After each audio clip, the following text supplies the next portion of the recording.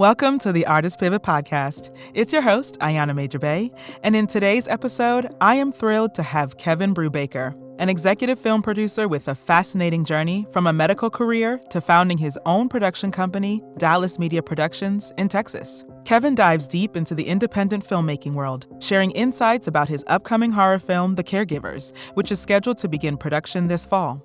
Throughout our chat, Kevin opens up about the financial challenges of independent filmmaking, from securing funding to paying writers, and the importance of intellectual property rights. He recounts his experience with creative problem solving and assembling a dedicated team, ensuring the film remains profitable without compromising artistic integrity. Kevin also highlights the significant mentorship he received from industry professionals and shares valuable advice for aspiring filmmakers. From ensuring investor repayment to making projects SAG-eligible, Kevin's journey is packed with pragmatic strategies and heartfelt stories. Stay tuned as we delve into the world of independent filmmaking, the thrill of bringing unique stories to life, and the balancing act between creativity and profitability.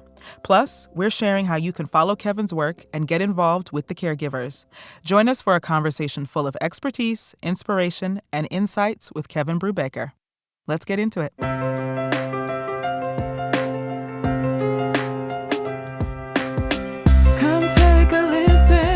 Let your inner artist play, creating your dreams step by step every day.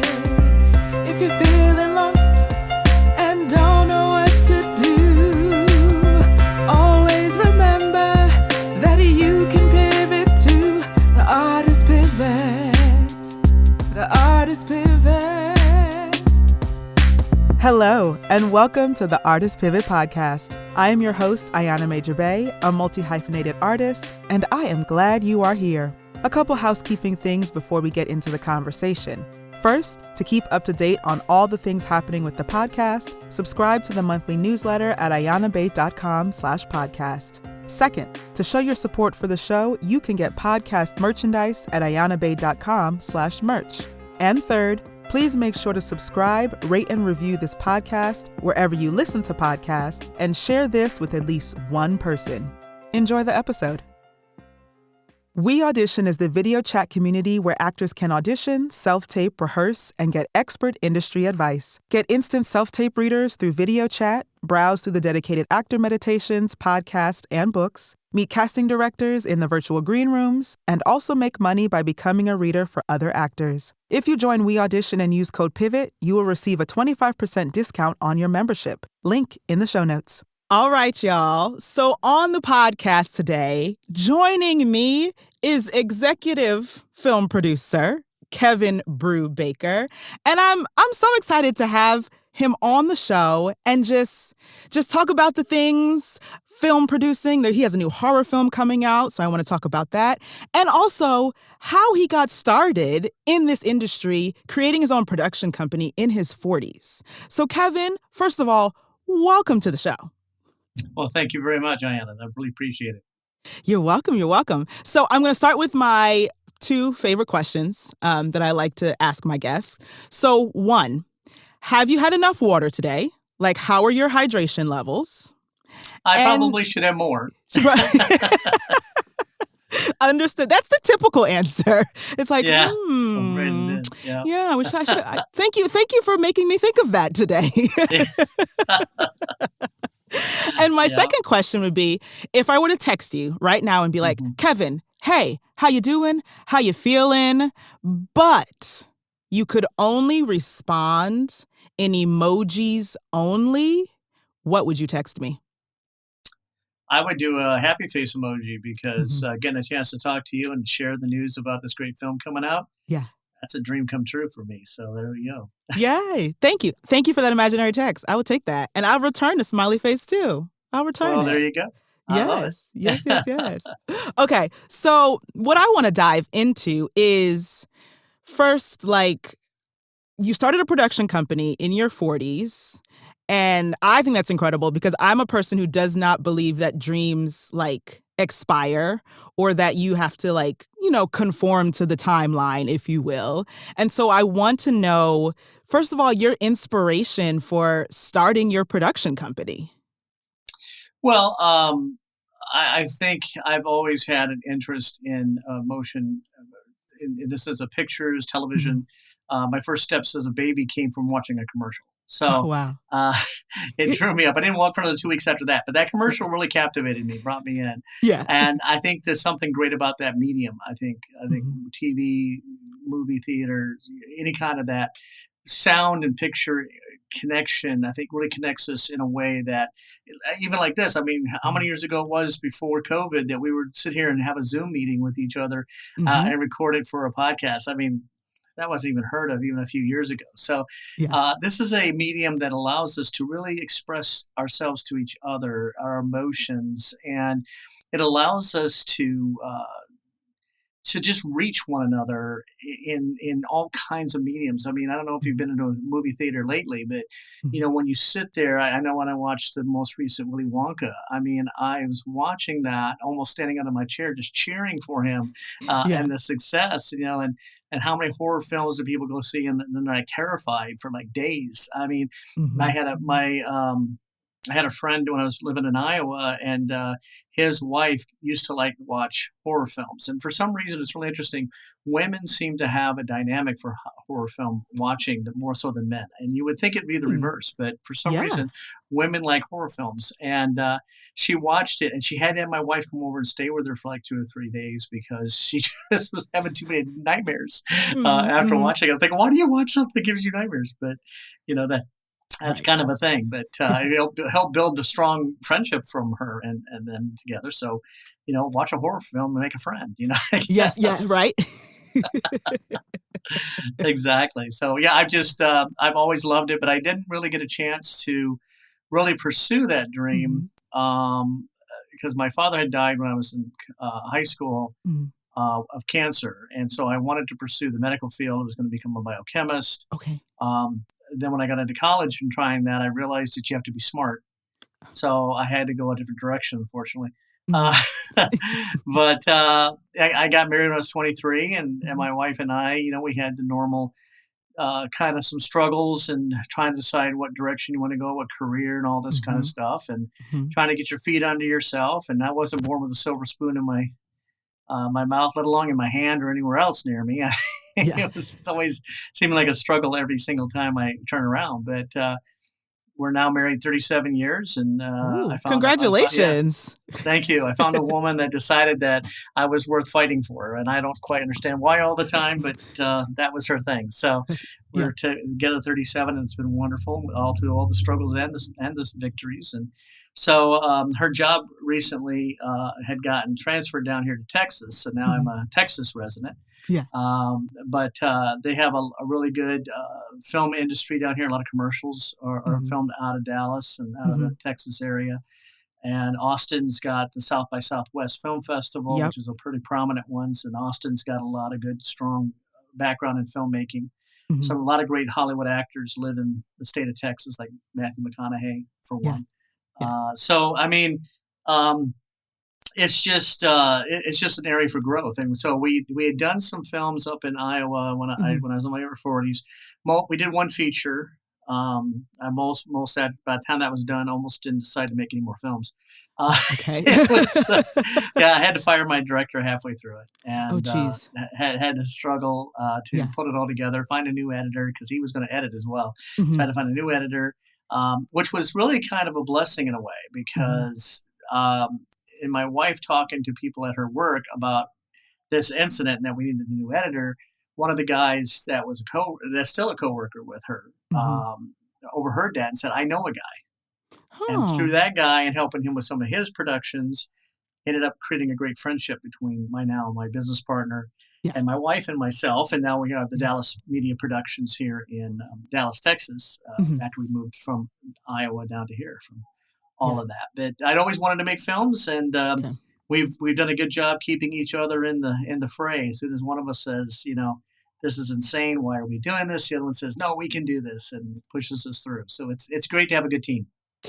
That part, because daily you'd be like, why am I doing this? Why are we here? What is happening? And someone goes, no, no, no, we got this. We got this. Let's keep going. Because you're right. This is in the entertainment business is insanity. It is. It really is. It's And I just recently, after even being here for 2 years, Mhm, and this is what sort of this is a really interesting one. So mhm, after being here for 2 years, it's trying to figure out how am I going to find investors? How am I going to mhm, find that avenue, that path to get me to being an actual viable, financially gainable mhm, mhm, filmmaker, not just making shorts and buying people pizza and a few cases of beer, and that's what we're going to make a movie with. mhm, But actually being part of the fray of actually getting serious budgets and putting together projects and mhm, getting paid to work mhm, in this industry. And it's kind of funny because I started taking courses um, online. mhm, Again, the wonderful media of Zoom and stuff. Started taking some online courses with Mara McCann out of New York, mhm. who actually is from Iowa, like Oh, myself. yeah. And so we had this Iowa connection, and she was teaching about how to make LinkedIn your friend and how to create better profiles so that Mhm, you get better attention, a better connection. mhm. And then from that, in her next course, she ended up bringing in this gentleman by the name of Ray Ellingson to give a talk. Now, Okay. Ray Ellingson works for Moving Picture Media Group Mhm. out of LA, Okay. and he is a developer, producer out of there. Mhm. Some of the films his company has been responsible for is like The Time Traveler's Wife, Okay. and also the Cowboy and Aliens Hmm. films, if you remember those. Yeah. And he also owns, or his company owns, the largest IP of comic books in the world. Oh, wow. Yeah, Okay. yeah, yeah. Okay. So he's quite the guy. He, in fact, his first 20 some years ago, his first production as a full feature was with the director Kevin Smith. Okay. So the guy Okay. knows a few people. He knows quite a bit of stuff, Mhm, and he's mhm, done a wonderful job of training me. And through Mara, I was introduced to him, mhm, and then I was able to take a look at their website, talk to him, make connections, mhm. and all of a sudden, I took what was a dream, a wish, and a hope since I was in the 40s when I first created Media Adventures in Iowa Yeah. as a production company, finally reached a level to where I'm talking to somebody who can take me into the real world of Hollywood, in the real world of filmmaking. Mhm, Um, mhm, so he's got me really helped wonderfully developed. I'm already now talking with a production rep to get mhm. distribution, Okay. and soon we should be getting into pre-production, and hopefully by October, Yeah. the wonderful Halloween month, we should be able to hit Yeah. the set and start producing the Caregivers. So. Oh, yes. Oh, I love that. I love that. So I guess my question, because I'm so much on the theater side and just Mm, trying, slowly tiptoeing into TV and film. mhm. What how okay, this is it. How do you go about even starting to produce a film? Like, what is the first step? Is it the script? Is it finding backers? Is it just saving the money so you could pay for it yourself? Like, how do you approach producing either a short or a film or now this, horror film that you're about to start, pre-production for? Because I'm speaking that over you. You're going into pre-production very soon. So what is your process in producing something? Yeah, I think this is very, very important because I think what you find from the majority of independent filmmakers, and Mhm. there's a difference between independent making films and a And studio. yes, So correct. it's a different world. The biggest thing that you find with most independent filmmakers is they will somehow acquire whatever money they can somehow muster, whether it be Mhm. like a Kickstarter or they know somebody or somebody knows somebody that knows somebody, Somebody. whatever. Yeah. And they get as much as they possibly can and they go and make usually a short. Okay. Now, every once in a while, they'll make a feature, Mhm. but most of the time, they make a short. Mhm. And sometimes that can be like when we did in Iowa, where it could be anywhere from 5,000 or just beer and pizza kind So of yeah, stuff, yes, okay. Mhm, like for mhm. a 48-hour film festival or something of that nature. Yeah. And that's all well and great. Creative, fun, Mhm. can do some stuff maybe you wouldn't necessarily have the budget to do if you're doing a feature kind of a thing. You just Mhm. wouldn't be able to draw an audience. But for something fun to throw out into a festival world and stuff like that, yeah, Yeah. it's great. The sad thing is that I think a lot of these independent filmmakers would like to be doing something more than just putting something on YouTube and get a pat on the back or a laurel. They would like to do what I ended up being able to do, which is create at a level that can get you paid back, get people on your project paid, Mm-hmm. create it as a real company, a real production, Mm-hmm. like you would do from a studio in Hollywood or Atlanta or wherever. Yeah. Yeah. And I think the biggest challenge is like when this first happened for me when I was talking to Ray, Mm-hmm. he was saying, "Well, how much do you have, set aside for your like developmental budget?" And I'm kind Mm-hmm. of like, "What's a developmental budget?" Uh-huh. I mean, if he just said production budget, I know what production budget. I knew that. You Yeah. need of training and stuff. I knew what that was. Yeah. But he said developmental budget, and I'm kind of like, "What's a developmental budget?" I had no idea. Right. So how it basically worked, obviously the script is king. I mean, you have to have a good script to begin with. Mm-hmm.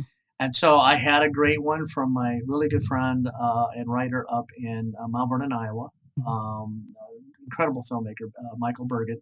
Mm-hmm. And he wrote this script called The Caregivers. Yeah. And for years, when I was even up in Iowa, I wanted to find a way to get that thing produced because I think it's a really good. I mean, I hope you get a chance to see it, but your audience gets a chance to see it. Yeah. It is. I think it's a really good story. It's not your typical horror, so I think it's got a certain amount of element of difference to it, to where I think people that maybe get a little tired of the same trope in the sense of, oh, okay, here's the axe, here's the chainsaw, okay, here comes the people getting slaughtered, okay, just because they're gonna make sausages or whatever the deal is.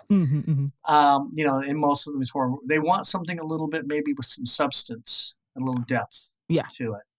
And I think that's what's great about Caregivers, because he wrote a story that not only had the paranormal and the ghost orientated themes in it, but about family, about redemption, about repentance, and about reconnection, and what sacrifice really means for a family and why you would even consider it. And I think when you could tie in these deep elements of family and deep elements of regret, then I think you can see how this is not just boo, let's scare you kind of thing, but it's actually got a real reason for the hauntings, a real reason for the fear, a real reason of having to come to grips with who you are as a person and what decisions you want to make. So that's what we're definitely going to, that's the theme of the script and the story.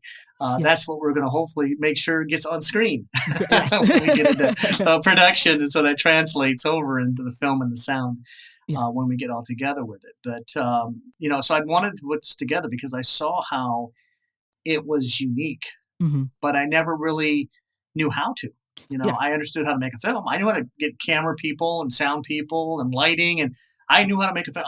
I'm waiting for getting down pre-production because that's where I live. I've done it enough times. I know where that is. Maybe not quite at this level, but I still understand the premise of it all, the principles behind it. But when you said developmental funding, I'm kind of like, what are you talking about? Right. You're like, what's that? Yeah, what's that? And so what we ended up doing is he taught me how we had to put together a funding based off of the budget that the $3 million budget ended up being $70,000 we had to raise in the developmental funding to pay the lawyers for the LLC, for the analytics, for the legal document to give to the writer, to pay the writer for to get the IP. One of the other things that a lot of independent filmmakers make a mistake on is they think they can give people like $10 or something for an option of a script, and they can film it. And there was a time that was kind of a thing. But what happens, what a lot of filmmakers don't understand, is that when you option a script, the author still has ownership of that and can pull it at any time. Oh. Yeah. So if I'd have just optioned the script from this writer, I would have had to sit in there and I would have had to go and talk to the lawyer, spend the $70,000, get the production made, spend the $3 million, do all this stuff. So I'm already in the whole $3.7 million, whatever. Or 3.037, whatever. But anyway, I'd be in the hole a lot. Yeah. Yes. And then I get distribution finally, and I'm ready to sign the contract to distribute this film. Yeah. And the writer says, nah, this deal isn't just what I want, and I'm out. Wow. And that's happened a few times, probably more times than not. And the thing is that production companies won't even touch options anymore. If you Huh. go through that whole process and you go to them and say, yeah, I got this option from the writer, here's his agreement, let's do Mhm. this, they'll look at you and say, until you own that IP, I'm not talking to you. I mean, that makes sense because Yeah, if the writer can just pull it at the last minute, why would you go for an option? exactly. Because the thing is that what a lot of independent filmmakers don't understand is they don't understand that's not legally binding. When you Mm, do an mhm. option, the owner of the IP is still the author, and they can still pull it from you. Yeah, When you do an agreement, legal agreement signed by the writer to give you yeah. ownership of the IP, Mhm. now you can go and make your film and do stuff, and they can say, yeah, no, not for me. Sorry, you've been paid. Ah, You've got the agreement. I got the legal thing. You can do whatever. You can scream all you want to. right. I got it all in writing. It's all legal, and where we're going this way. And I'm talking to the distributor. He goes, yeah, I see your agreement. I see your IP here. I see Mhm. you're the owner of it. Let's go ahead and sign here and get you distributed. I go, yes, sir, Right, we will. right. Yeah, but see, Ah. and I know it's still happening because I do talk on LinkedIn and a lot of other Mhm, people with a lot of other writers mhm, and a lot of script people because I'm looking at other stuff I can develop. mhm. And it's a common mistake because they're Yeah. not being told the truth. Truth. Yeah. Yes. Mhm. Mhm. So if you're an independent filmmaker out there, there's a lot of YouTube people and a lot of other people out there telling a bunch of stuff, Yeah. but where's their fruit on the tree? Right. I mean, this might be my full length, feature length, actual high level production, Yeah. but I've got a guy in my back pocket that has done the Time Traveler's Wife, Mhm. Cowboys and Aliens. He's done some stuff that already is Hollywood independent produced product Yeah. that was like multi-million-dollar stuff. He tells me this one story, and I don't know the name of it, but he would go around and look for projects too. Ray Mhm. would. Mhm. And he was up in Canada and he went to a film festival and he saw this script that was just this film that Yeah. was off this script was just incredible, Yeah. absolutely incredible. And so he found out who wrote it and where they were staying and he contacted them. And he goes, is such and is what I forget her name was, but he goes, is such and such available to talk? And Mhm. they go, just a moment. And then so the dad comes down. He hadn't realized that it was a script written by a 16-year-old girl. Oh, wow. Okay. Yeah, yeah. So he explained who he was and everything and what was going on and all that kind Yeah. of stuff. And so the dad and the daughter, everything, they signed the agreement, got in the agreement with him and his company. Yeah. And it came down to the like 11th hour, so to speak. Mhm. And they needed some additional funding to be able to get this thing going. And they knew they were going to release a lot of it in the States, but they were trying to get some money through Canada, and Canada Mhm. wanted to have a free premiere there and everything. But Yeah. they finally in the 11th hour convinced him to give them the money. So because it was like was it a $2 million film, something like that. Okay. And so they finally got it and they got their money and they got it produced, got it distributed. It made over $20 million Oh, in the wow. theaters. Yeah. Yeah, yeah, and then it was a great success. So sometimes you have to sweat it out to the last second, but Mhm. Mhm. Mhm. Mhm. Yeah. but the thing is that but because of those kind of experiences, Ray developed a system that's repeatable, Mhm. sustainable, Mhm.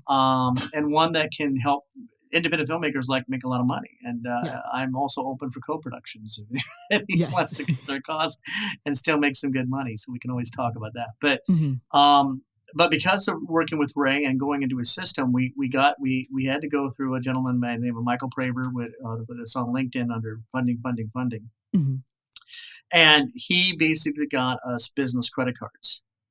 Okay. Now, that's not the easiest thing in the world. I say that like it's not just falling off a log. It's not. Right. Okay. First of all, we only had our LLC here in Dallas for 2 years, even though we'd had 10 years of our media adventures in Iowa. They Mm. looked at Dallas media productions. They didn't look at Okay. our history, what we had there. We here. Okay. Plus, when you're a filmmaker, it isn't like, okay, great, I'm going to go and make these shoes, Mhm. and then I'm going to take and put them on a shelf, and I'm going to sell them, and I'm going to make Mhm. that money. And then you have this cycle going on. Okay, buy more shoes, put them on a shelf, make money. The cycle. You Mhm. can show a track record of what you're Yeah. doing. Yeah. When you're a filmmaker, you could be in development for 2 years on some things, and Yeah. you're not making any money. Fortunately, it hasn't been 2 years. It took me 2 years to get to this point, but Mm-hmm. it Yeah. didn't take me 2 years to do. It's only taken me since August, Mm-hmm. which is still a long time. But in relationship to what we're doing, it's pretty short Mm-hmm. cycle. But Mm-hmm. when you're a filmmaker, you're not really making income for a while. Yeah. Now, when you do make income, okay, that's pretty nice. Yeah. Yes. you know, but unfortunately, I think because of the independent world, because of so many people deceiving, I guess is a way of saying it, or maybe just Mm-hmm. misinforming. I don't know if anybody's just outright trying to be hurtful, but Mm-hmm. I think there's a lot of theories out there, but because of it, they don't have a lot of fruit on the tree, so they're not really having much to stand behind it. You know Right. what I'm saying? Right. And so people buy into this stuff like gospel, and then they wonder why they spend all this money to make a film and they don't have anybody that wants to distribute it, or Mm-hmm. why they went and got an option instead of an ownership of the IP, and why they're not going. In fact, Ray said one time he went to he goes to a lot of the festivals and stuff and gives talks Yeah. to people, and he was in a room with 50 people, all filmmakers, okay, and he asked them, how many here have made a film? Mm-hmm. Everybody raised their hand. He said, now, how many of you have distribution? Mm. Two. Two Okay. out of the 50. Mm-hmm. So all 50 spent money. They had to beg, borrow, and steal, Mm-hmm. pull out a 401k, whatever, to make their passion project. Mm-hmm. But only two were going to get it distributed. And Mm. so there's a lot of misinformation Yeah. that's happening out there that leads to this kind of stuff. Right. So the thing that's great about Ray's system is he gets you into a position where you can afford, through the development by getting these business credit cards, you can afford to get your LLC developed. You can get Mm-hmm. your analytics, 128-page analytic telling me who is my audience and who's going to give me, and how we're and going from a $3 million film to a $20 to $25 million film, which is a Yeah. pretty good pull for independent film. You think, well, Mm-hmm. yeah, but these studios, well, yeah, that's studios. That's That's right. a That's a that's different that's a ball whole game. different animal. That's a Right. different Right. animal. And I think sometimes people that are independent filmmakers get confused between what's going on in the studio realm Mm-hmm. and what happens in the independent world. You Mm-hmm. know, Mm-hmm.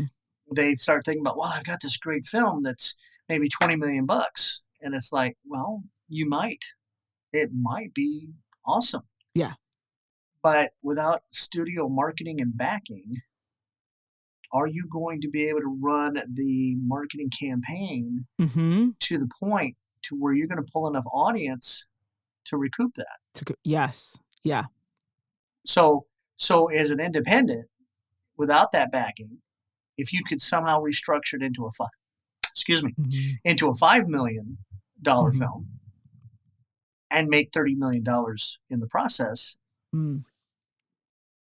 wouldn't that be smarter? Yeah. Yeah. Yeah. So sometimes you have to keep in mind when you're looking at a script, is it something I can really take? I had a Mm. lady that I was working with, and she had a really great historical drama book that she wrote Mm-hmm. about her own family. It's almost like James Bond meets the Von Trapp family, Okay. and how they had to escape political and military turmoil to Mm-hmm. escape to another country with the threat of their own lives. So it was almost like a spy thriller, Von Trapp family event. Okay. And I loved it. I thought it could be really fantastic. But when Ray looked at it and was deciding on it, he said the unfortunate thing is that there's so many levels and layers Mm. to what was going on in the story Mm-hmm. that at my stage as an independent filmmaker don't really have the resources to put Mm. that together to Mm-hmm. create something that was going to turn a profit. Mm-hmm. Now, if I was a studio and he recommended her getting a literary agent, which is not necessarily just like, oh, I want to fall off a log and just get, I mean, you got to do some research and look for that. And unfortunately, he didn't know a great resource because that's kind of out of Mm-hmm. his wheelhouse. Mm-hmm. But if she could find a literary agent that will have connections or does have connections to um, some place in Hollywood like Paramount or Sony or even Disney or anything like that, Mm-hmm. they would have the resources, the manpower, and all the connections necessary Mhm. to make a movie like that happen. Yeah. And in a more turnaround basis. I mean, we're talking about Mhm. maybe in a year or two they could have it out in the theater. I could probably do it, but 20 years from now might be a little outdated for that, kind of Mhm, a right. thing. You're like, "Ooh, Yeah. when I look Now, back, that wasn't the best." yeah, no, Mhm. exactly. And for me, especially I think for a lot of independent filmmakers, if you can have early success with smaller ones and Mhm. start pulling in some good revenue off of the Mhm. smaller ones, then it can let you develop into maybe developing a small studio to where you could then maybe pick up the 15 million, the 20 million, maybe even $50 million projects, Mhm. because you can, I guess, better say it, afford to lose. you know, Well, right, right. Yes, you know, yes, that makes sense. I mean, I feel like what you're saying is like, yeah, there comes a point where, right, you cost, benefit analysis, like, can I afford to lose in essence? Like, yes, you're going to develop this and make this film, but the reality is it's like if I spend all of this money, is there a point where I can afford to lose? But also, I guess what I'm hearing you say is number one, the IP, like the intellectual property, you have to own that. yes, And I know that I believe all writers should get paid. I believe everybody in the entertainment industry should get paid, whether you're the writer, the actor, the DP, the whoever.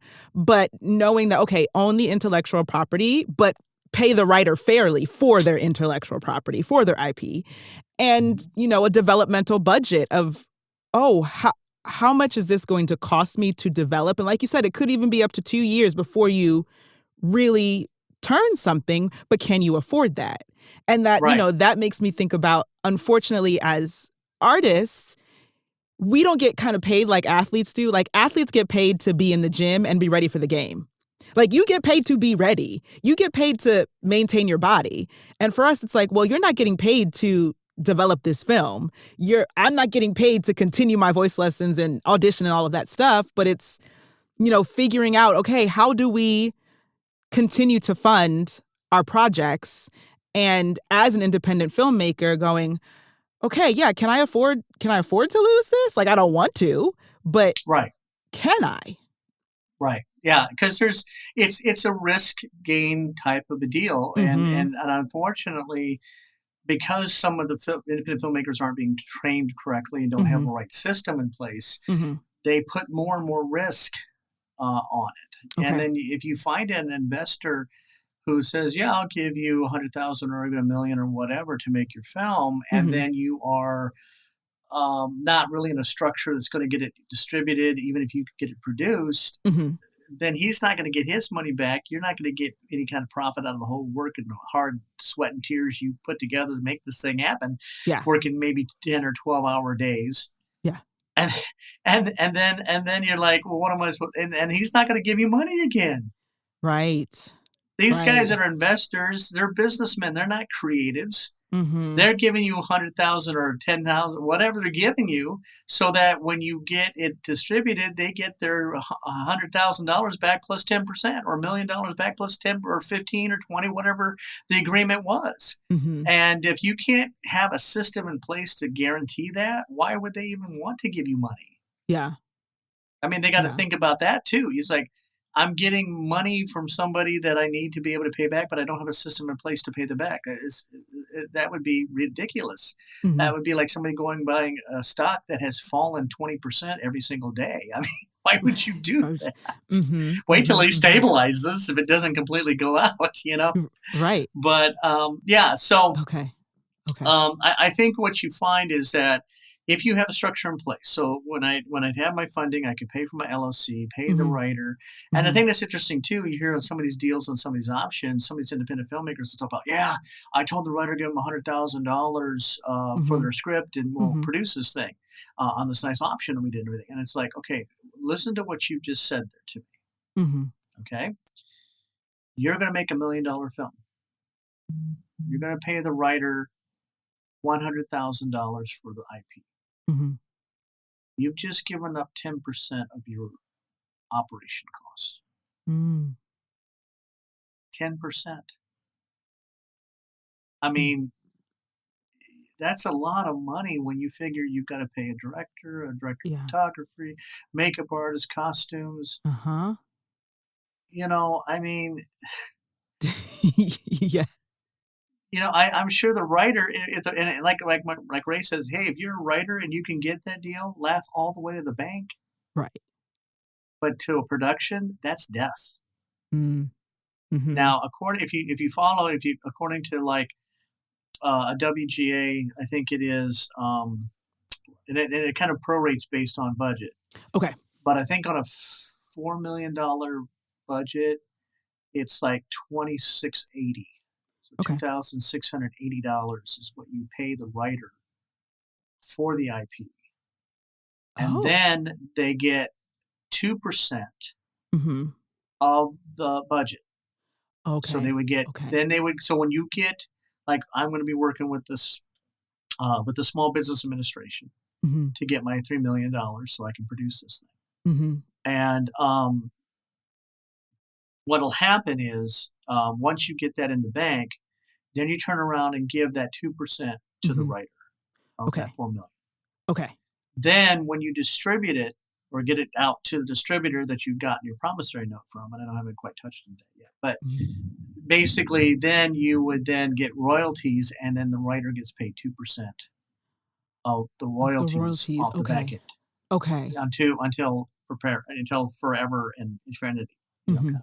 Mhm. So so the thing is that a lot of times I think a lot of these writers sometimes look at want and try to make these big deals up front because they don't know if it's going to be produced. They don't know Right. how soon it's going to be produced, and they like the option idea because if they get paid, guaranteed to get paid the 125 or whatever, 100,000, whatever they get paid for it, then if somebody else comes along and says, "Well, I'll give you 200,000 for that," they can just jump ship and go to that person, and they got this more elbow room flexibility. But Mhm. when you're a producer and you're in a production company, you've got a lot more weight on your shoulders, and you got a lot more people involved Yeah. in the project. Yeah. And a writer might hear this podcast and say, "Well, I wouldn't give you my IP for $3,000." Well, Mhm. then you wouldn't get the profit on the end of it either, which is probably going to be more than the $100,000 deal you thought you wanted in the first place. Mm. So you Mm. got to look at where you're coming from now, and I Yeah. get it. I Yeah. get it because like I get it some too. of these independent filmmakers don't have this system. They don't Don't have have it. the things in place. So when they want this money up front because they know the thing might not even get produced. Right. Right. So right. So I get it. But Mhm. if you're making $1 million film and you give somebody $100,000 for their IP, you might as well just not even. You just shot yourself in the foot. Right. Right. You 'Cause know, you yeah. you're gonna have to hope that it does well in the streaming service or whatever, that you Mhm. can work out a distribution deal when you do get it out there to get your royalties back because you're going into that whole thing in the hole. In the yeah. Yeah. 'Cause you started Because that you already. pay everybody else, you pay back the investor and give them Mhm. their 20%. Mm. I mean, really. Yeah. You didn't do Yeah. yourself any good. You Right. probably didn't make any money. You probably spent all that time and did all that stuff, and unless you hope that you can get a good deal through distribution that where they're gonna get a lot of audience and you're gonna get some money there, uh, where's your money to make the next film? Right. Where's your Right. where are you developing success? Where are you developing good habits? You're not. Mhm. Mhm. So, Ooh, yes, yeah, that good habits, the good habits of like you said, if you once you develop a system and you have those good habits, then it's like, "Oh, we can turn a profit, so then I can even produce more of what I wanna see in the world." right, right. Yeah. I know a good, producer here in town. Made a great concept of a story, had actually even distribution, Mhm. okay? Invested all of her own money, $400,000. Mhm. The distributor said, "Yeah, get me that when you're finished with it. I'll go ahead and see what I got, and I'll get you some royalties." Okay. So what's wrong with that picture? So if okay, so wait, he was like, "Get it to me," the distribution was like, "Get it to me later?" And I'll distribute well, And then get it I'll to me when you're distribute done, Yeah, and yeah, I'll yeah. distribute it, and then I'll Okay. give you whatever percentage royalty back off of it from being distributed. Where's the problem with that? Shouldn't shouldn't they distribute it first? No, they should pay her $400,000 to get that production to be distributed. Okay, yes, okay, okay, okay. Mhm. Because here's the situation, she spent $400,000 of her own money. Yeah. She was the bank. Okay. Mhm. So she was the bank, Mm-hmm. She produced a great film and spent all that money. Yeah. And then she turned around and she gives it to a guy that's a distributor that has a company, distributed other products similar to hers, Yeah. and gets it out there, and he might give her 3 or 4% back. So how long does she have to wait before she gets back to zero? Right. And most average life of a film is 3 to 4 years. Okay. So if he can get decent amount of distribution, if she's lucky, in 3 to 4 years, she'll be back to zero. She'll get her 400,000 back. The investor, if there's any other investors, would have to wait 3 to 4 years to get their money back. Mm-hmm. And she'd have to wait 3 to 4 years before she has enough funding to at least create another developmental fund and make another picture. So here's a better solution. Mm-hmm. Find a distributor that'll give you $400,000 for what you just spent to make that thing. Yeah. And then you're back to zero. He's going to make an investment in him with that $400,000 to you to get that out to his people. And then when he gets that money back in, he pays you a royalty and he collects all the rest of the money to offset his cost of getting that distributed. Uh-huh. Okay. Okay. So that sounds like the better option. Yeah. Yeah, because why wait 4 years or if even then? Mm-hmm. I mean, first of all, you got to hope you get all the money back in 4 years, and through royalties, you may not. Yeah. But let's say she does. She still has to wait 4 years before she can make another film. Mm-hmm. Mm-hmm. And maybe even longer than that, because that just gets her to zero. Right. That doesn't even get her to the profit to be able to then make another developmental budget. Right. And if the film's life's only 3 to 4 years and it took her 4 years to go back to zero, she's not gaining much more money from that project to be able to put developmental fund together. Mm-mm. Where, like with my system, what happens then, so after we get all this wonderful stuff we talked about with the legalities, and Jeff Hardy is the gentleman that is connected with Ray that is actually probably the premier analytics person in the world. He actually does projects for like Sony and Paramount and such like that. So the man gets paid really well for his projects. And because he's got this relationship with Ray and through the system, I get a heck of a deal under that $70,000 that I had to come up with to do the development. Really great guy too, and he went through this whole 128 pages of analytics to really tell me how to really focus on our marketing. Mm-hmm. And then he got me in touch with Jeremy out of Outland, and he created another pitch deck showcasing the pricing to give to investors at these different production companies, so they'll look at what their dollar value is going to be on the project. Mm-hmm. And then also Damian Taylor, who is an incredible individual that helped me with my social media. He got me onto 3 different platforms. He's putting together a continuous upload of like haunted house stories and stuff like this to get audience kind of excited about, a haunted house stories coming up. This Caregivers thing sounds really cool. I got to check this out. And he's just a wonderful individual, easy to talk to, really willing to work with a production to help them get things moving forward. Mm-hmm. So Ray Ellingson and his associate, Grace, and I pronounced her last name, but I'm sure I do it wrong, have really put together a system and a connection of, like I said, it's not just about what you know, but it's the who you know. And he really does have the who you know down.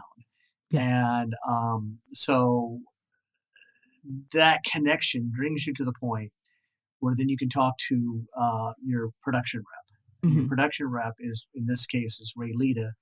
And Ray Lita is probably the premier production rep in the industry right now. Mm-hmm. And he has a great 25 plus year experience with production and dealing with distributors. He knows a lot of the distributors. We're talking about going into their office, kind of shaking hands type people, not just email and text. He actually knows these people, known them for years. Yeah. And he can take a genre, take a product, he can take Jeffrey Hardy's analytics. He can take Jeremy from Outland. He can take his wonderful Damian Taylor's marketing numbers. And he can take all of this. Ribbo is another company that I work with that also deals with putting together a demographic look so that this is giving as much data to these investors to say, yes, it's worth you to relinquish $3 million of your money. We've got the data. You cannot deny. This it's all is why right you here. should give me money. That's right. I'm giving you every reason under the sun to do this.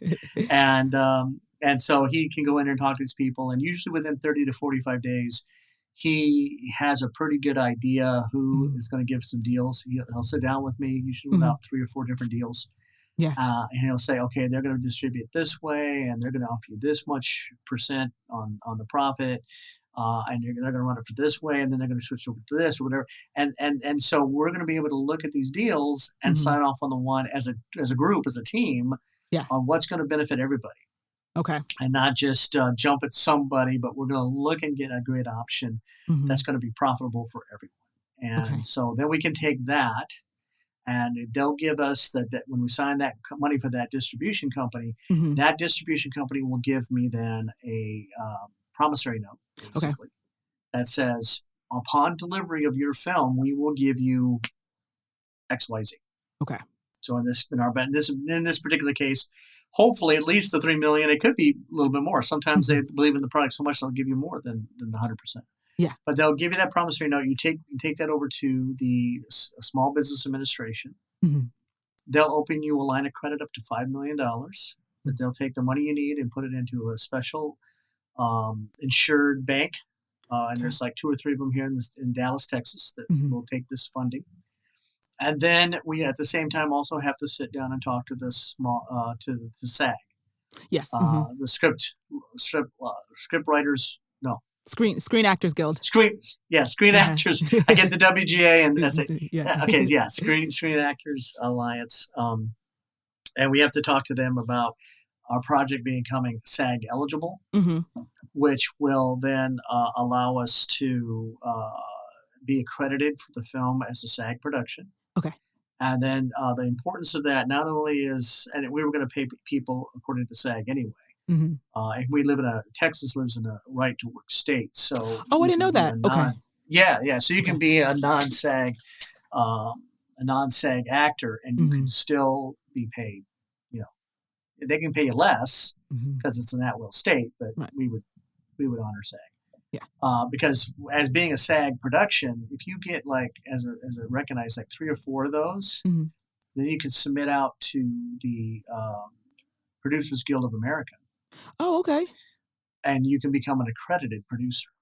Okay. Yeah, so that's one thing we're going to have to do. So once we get SAG signed on, and they have a Mhm. payroll company too that we can give everybody that's hired on our project to them, and out of that bank account they'll write checks weekly or whatever to the agreed upon contracted amount to the actors and the crew, Mhm. Mhm. and can make sure that will make sure everything gets paid. Yeah.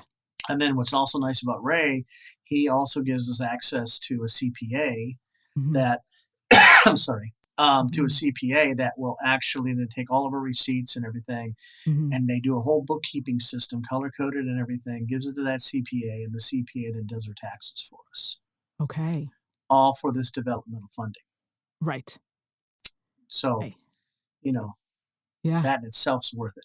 Right, right. You're like, "Oh, I got somebody else who's handling all of that? Amen. Perfect." Amen. Amen. Yes. Perfect. Not Oh, have that to beat my head against the wall, especially when it right, comes to taxes and that stuff. No, no, no, right. thank you. I So will yeah, I get gladly all of hand that that. off to somebody. So that's the last phase Okay. of all of this developmental, Yeah. to take care of that. Then Okay. after all of this fun, that takes 6 to 8 months. Yay. Yeah. Yay! After all this fun finishes up, then we get to move into pre-production. Okay. Okay. And then we bring in the first thing we bring in at that point is an accredited producer, Mhm. SPGA approved and all that. Mhm. And then we also then bring in our director. We reach out 180 to 5 days Mhm. prior to principal shooting Okay. of the project. The film office out of Austin, Mhm. and then they will help us with getting locations and such like that. Mhm. We hire 55% of our cast and crew from Texas residents. Mhm. And by doing so and being a $3 million film, we can then submit all the receipts and everything to their Mhm. office, and they will pay us 10% back in a rebate for Oh. filming and doing it all here in the state of Texas. Okay. Okay. And if I have a cast and crew, then their salaries, if they're Texas residents, I get to claim that against the rebate. If I have to bring Mm. people in that are not Texas residents, I can't Mhm. count that. But as long as I'm at 55% of my total crew and cast, Yeah. then it counts. So that's Okay. all I have to do there. But so I can Right. bring in a couple of A-list acting from Yeah. LA, hire all the rest Texas, Texas. Yeah. and I'm golden on Yeah. that kind of. Okay. Okay. So yeah, once I get that, then we get contracts with the actors, contracts with the crew, Mhm. guaranteed salaries, all that kind of stuff based off the budget, Mhm. and get that all finalized.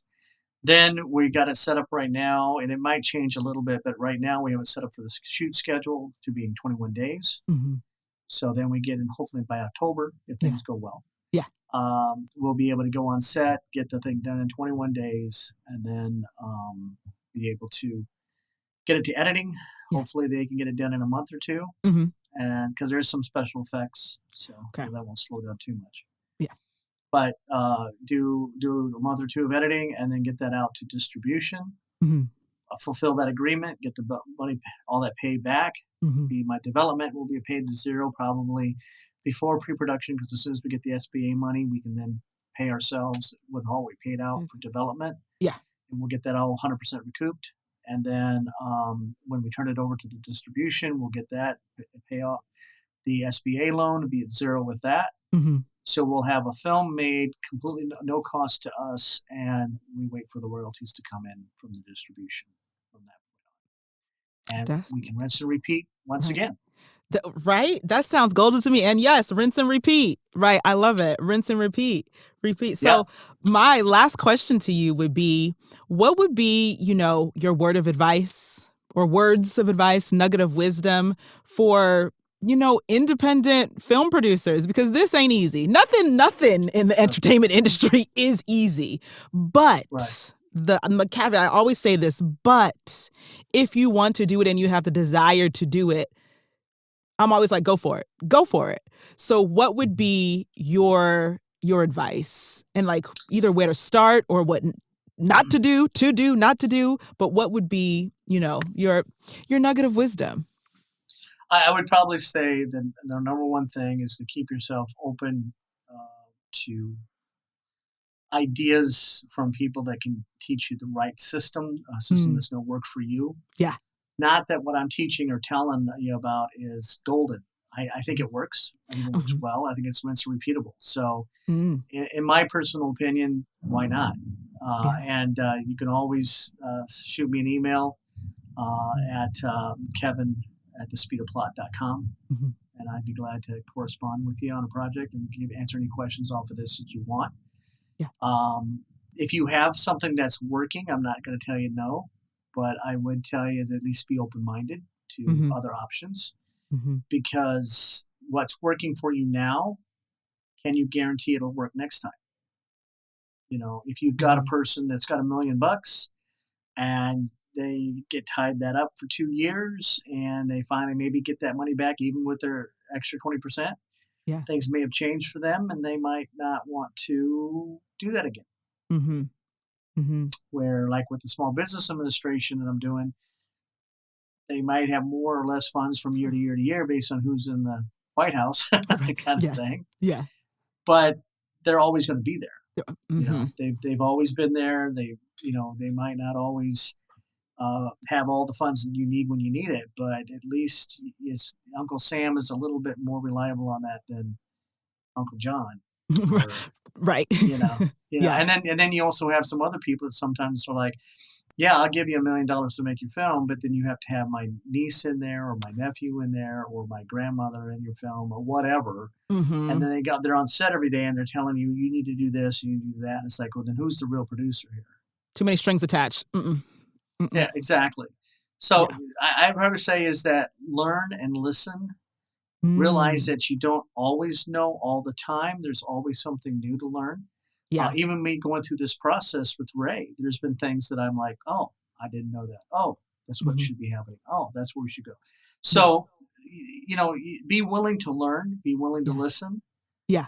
Don't get so headstrong that you can't take good advice, or you don't know what good advice is because you just have a set of belief systems that really don't have any Mm. fruit in the tree. And because you believe that, you're still sitting there wondering if you'll ever get something produced. If you really want to get something produced, listen to what's getting produced, listen to how it got produced, Yeah. and do that. Yeah. You know, it's kind of like you could reinvent a wheel, or you could just put the wheel on the car and drive it. You know? That part. I'm one. I redecorate the wheel. That's Hmm. my saying. There's no reason to reinvent it, but I will Hmm. redecorate it. I'm going to use that same thing and I'm going to put a little pizzazz to it. I'll redecorate it. Yeah, yeah. Well, and I think that's great because I think Hmm. that can help to bring along that creativeness and that Hmm. creative view. Yeah. As long as you don't decorate it so much that the wheel won't spin anymore. Fair. That's You know? fair. Yeah. Yes. So you can decorate it all you want, but you got to make sure that wheel still spins. Fair. And so Fair. when you're dealing, and that's some big thing too. When you're a producer, I tend to be very more business oriented and Hmm. more business minded. Hmm. Hmm. So I tend to look at things more from what's going to be profitable, how do I turn a dollar, Hmm. all that kind of stuff. Hmm. And when you're dealing in this industry, you work with and talk to a lot of people that are very creative minded. Yes. And they would say, "Oh, but I think that bridge blowing up would be really, It- really cool. Let's CGI it and see if it saves us some money." Right, right. Yeah, How could we make this budget friendly? yeah, yeah. Because the state doesn't want to have to rebuild that. Too much Right, tax dollar.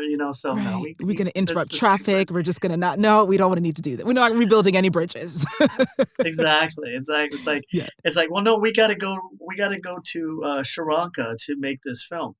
Can't we just take some pictures of Sri Lanka and do it as a background and just make it kind of look on set Right, and do it virtually and right, save some money? right. Exactly. So I mean, sometimes you got to reel the directors in. Sometimes you have to reel in some people as a Right. producer because you're always weighing out. Yes, they want to be creative too. They want to blow up Yeah, the bridge too because who yeah. wouldn't? I mean, it'd be Right, cool. You right, know, right.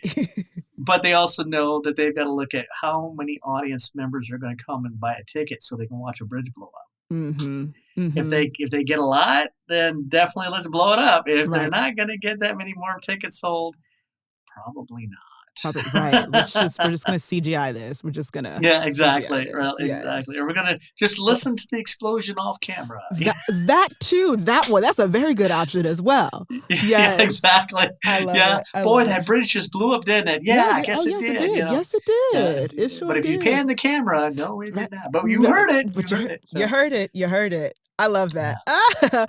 Kevin, thank you so much for sharing. Thank you so much for sharing. I want to know, where can everybody reach you out here on the interwebs, on the internet streets? Yeah. Well, Yeah. we do have our website. It's Mhm. caregiversmovie.com. Okay. I also have my Dallas Media Productions website too, Mhm. and so they can definitely reach me on that. Okay. And I think that you can also check out Instagram. I Mhm. think it's the Caregivers.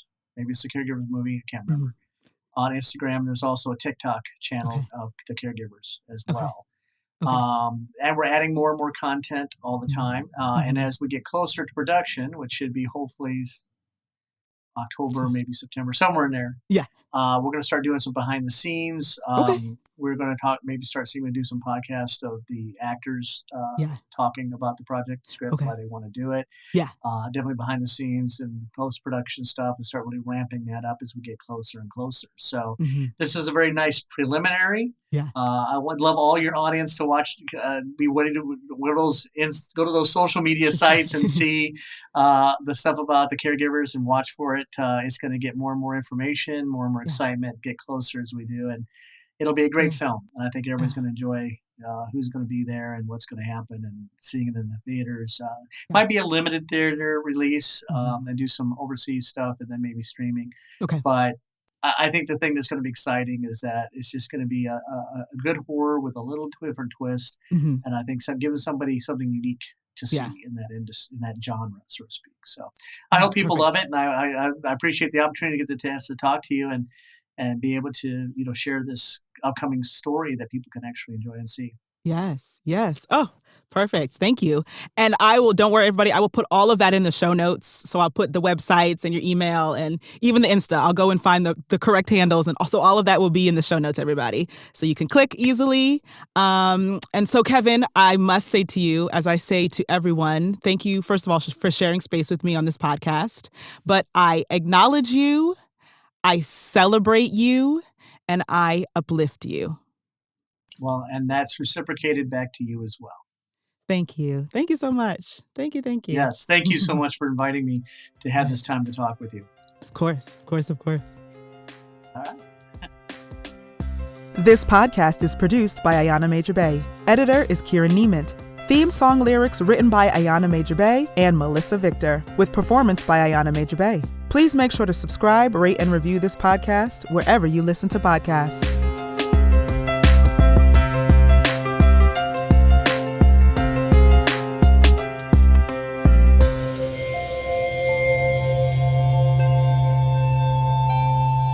Part of the Boundless Audio Podcast Network.